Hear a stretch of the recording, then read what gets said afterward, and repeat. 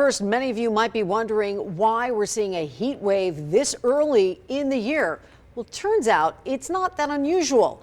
And thank you so much for joining us. Live at 5, I'm Trisha Keene. And I'm Abel Garcia. Of course, we do have team coverage tonight. We have our Guy Tannenbaum, who is standing by at Springs Preserve. But first, let's check in with our meteorologist, Lynn Trung, who is monitoring these record-breaking temperatures very closely. Hey, Lynn. Hey, Abel. You were outside today. You definitely felt that heat. Lots of sunshine out there. And let's take a look at the current temperatures right now across the valley.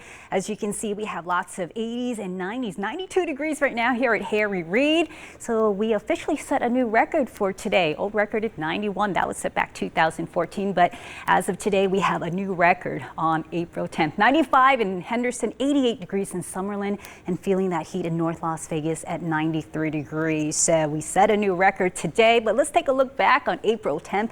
The last couple of years, back in 2024, we saw a high of 80 degrees.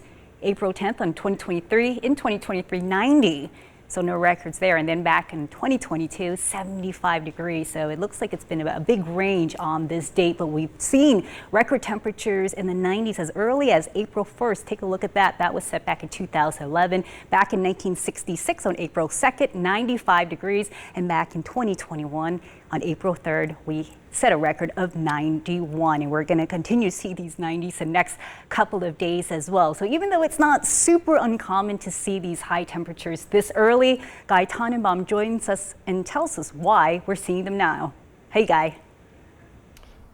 Hey, Lynn, I'm out here at the Springs Preserve, and I'll tell you what, you can definitely tell it's the hottest it's been this year. The big reason why is we have a big-time ridge of high pressure that's camped out right over us in the desert Southwest, and as that moves to the east of us, it's going to get a little bit cooler. But in the meantime, we're seeing this record high temperatures this early in April. However, the record-breaking temperatures didn't stop people from coming out here to the Springs Preserve. It's just getting really hard to go outside, so it kind of ruins the outdoor activities and stuff, being able to go for hikes and everything.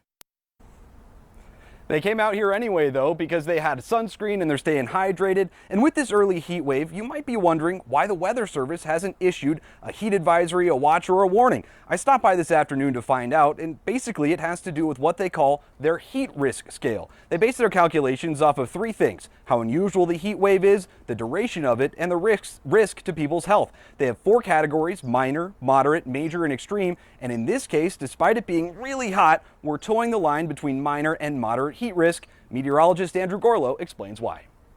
Even though we are looking at near record temperatures, the duration is rather short. We are cooling off at night. We're still expecting to see lows in the 60s. And it's just not a long duration heat wave. So as he mentioned, it's not a long duration heat wave. After the highest temperatures of this heat wave we're expecting tomorrow, we expect it to cool back down to right around the low to mid 80s for the foreseeable future. In the meantime, though, this is great practice for summer. Make sure you're staying hydrated, wearing your sunscreen. I made sure to do that today myself, and brace yourself because summer is right around the corner. Live at Springs Preserve, I'm Guy Tannenbaum.